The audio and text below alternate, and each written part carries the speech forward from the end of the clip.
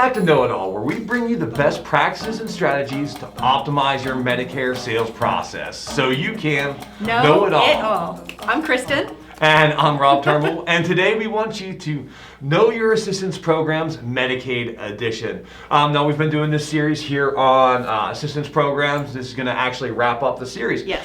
So today we wanted to talk about the difference between Medicare and Medicaid, and a little about how dual eligibility works. So Kristen, let's start with kind of what is Medicare and what is Medicaid and what are the differences? Sure, let's bring it back to basics, right? So Medicaid, we'll start with that because we tend to talk a lot about Medicare, but when we're talking about assistance programs, the biggest one out there really is your state Medicaid program, Absolutely. Right? Yeah. So by definition, Medicaid is a social welfare program to provide low or free or low cost health coverage services to individuals, families, including children. Usually there's no monthly premium, no co-pays. It's almost a full coverage as far as out-of-pocket costs. It is jointly funded by federal and state. It is technically voluntary for states, but all states do participate. Right. They can make up their own, or not make up, design their own guidelines Right. as long as they're within the guardrails of the federal Absolutely. government. Yeah, so I'd say like, administered at the state level Yes. and organized at the federal level. Excellent, yeah. So Medicare, which we talk a lot about on this Yeah. program, but just to kind of level set everybody, it is for those who are 65 and older, or younger people with disabilities. As we all know, typically it's your 2 years of disability would qualify you for Medicare. Also people with end-stage renal disease, ESRD would also qualify. Absolutely. So, yeah, I guess. Most people are paying into the Medicare system. So if you work your 40 quarters, you know what I mean? Yeah, Part good A. point. Yeah. So who administers each of these programs? Yeah, okay, so as far as, we talked a little bit about that, but Medicare is always on your federal level, right? And then there's original Medicare, your parts A and B, which you just talked about. And there's also private insurance companies who can administer that. Those would be your Medicare Advantage plans. Medicaid is a state government. Private insurance companies also can administer Medicaid, and that's going to be your managed care choices, which we'll talk about in a bit. Kind of leads us to the variety in plans, right? So are all plans the same? Is there a variety amongst plans? Oh, absolutely. I mean, and within the individual private plans and within the state differences, there's a whole lot of variance in what can be out there. Yeah, so with Medicaid, there's two different kinds of plans, right? There's your traditional, and then there's your managed care plans. And so when you look at your state benefits and services, they will then tell you which plans do participate with your state. And each state has a different name. So Pennsylvania might be Community Health Choices. Kentucky will have their own state name. And then the carriers do differ from state to state, right? It could be United Healthcare, Aetna, whomever is participating in your particular state. Yeah, pretty much who's gotten a bid on that contract when they kind of drew up a plan. And it goes out for bid, I don't think every year, but every few years it goes up for bid, I believe. And it's been that particular portion of it's been pretty new. Yes. I think I get a lot of questions on that from time to time. What does this mean? Or a consumer gets that and it has the carrier logo on it. And it's like, well, I know I have a plan. It's like, well, that's the managed care part of your Medicaid plan. Yes. There's actually, that option for the Medicare Advantage plan on top of that, and it's all just stacking benefits. Yeah, and that's actually a kind of a good way to validate a potential dual eligibility for a Medicare person, so we'll kind of swing back to that in a bit. So the application process, Rob, for Medicare and Medicaid. Yeah, go to the Social Security office.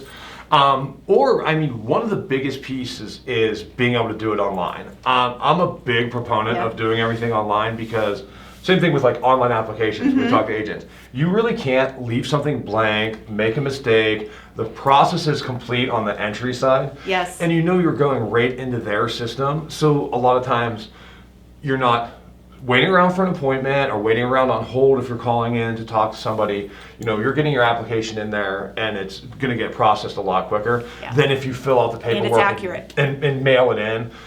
Maybe they can't read your handwriting and they call you and you end up in this phone loop. So I always say to work that online. And if you can, you can help your clients with that process because they might not have access to internet, might not have a computer that can handle it, just a lot of different things that you can really assist them with in that process, and then you're really becoming their proponent and their advocate on that. Oh yeah, you're increasing your service level dramatically, you're learning something, but also when you talk about the online enrollments, I just love the confirmation you get, Yes. like that little confirmation number. It's so satisfying to know that something went through.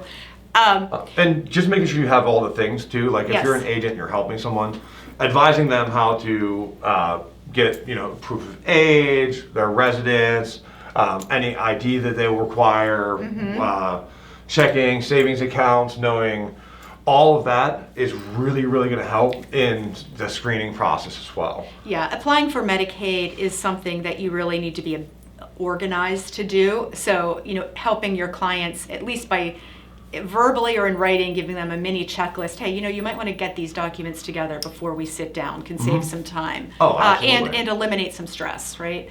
So what does it mean when you have, you're eligible for Medicare and Medicaid? You become dual eligible, and that's what's Exactly. exciting in our world. So we have a little picture up here. You have your Medicare, your Medicaid. The people in the middle who have both are your dual eligible beneficiaries. I think the number, it hovers around 12 million that are out there. It differs by state to state. You'll find certain pockets are really heavy for duals. From an insurance agent point of view, a dual eligible person, they can be obviously over or under 65, and that opens an election period for you on a quarterly basis to enroll. And I think a lot of people don't realize that there's a large portion of the population in the D-SNP market that is between 55 and 65.